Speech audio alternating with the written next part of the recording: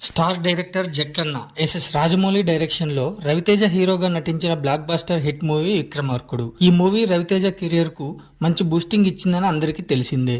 ఇంకా చెప్పాలంటే రవితేజను ఒక స్టార్ ను చేసింది. ఈ మూవీకి సీక్వెల్ ఉంటుందని రాజమౌళి చాలా ఏళ్ల క్రితం చెప్పారు.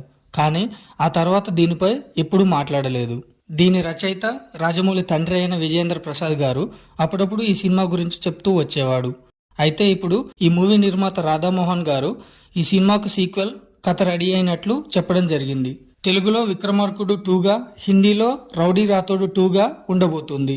అయితే రాజమౌళి ప్రజెంట్ మహేష్ బాబు మూవీతో బిజీగా ఉన్న సంగతి తెలిసిందే.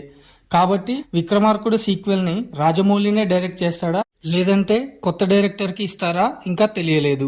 దీంతో పాటు విజేంద్ర ప్రసాద్ స్టోరీతో వచ్చిన బజరంగి భాయిజాన్ సీక్వెల్ కి కూడా స్టోరీ కంప్లీట్ అయిందని ప్రొడ్యూసర్ రాధామోహన్ చెప్పడం జరిగింది. స్టోరీ సల్మాన్ ఖాన్ కి వినిపిస్తే తనకు నచ్చితే బజరంగి భాయిజాన్ 2 త్వరలోనే స్టార్ట్ అవుతుందని చెప్పడం జరిగింది. ఫస్ట్ పార్ట్ లో హీరోయిన్ గా కరీనాను తీసుకోగా సీక్వెల్ లో మాత్రం పూజా హెగ్డేను తీసుకుంటున్నట్టు సమాచారం.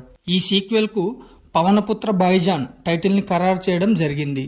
సో తర్వాతి అప్డేట్స్ కోసం వెయిట్ చేయడమే. లైక్ చేయండి, షేర్ చేయండి, సబ్స్క్రైబ్ చేయండి. Thank you.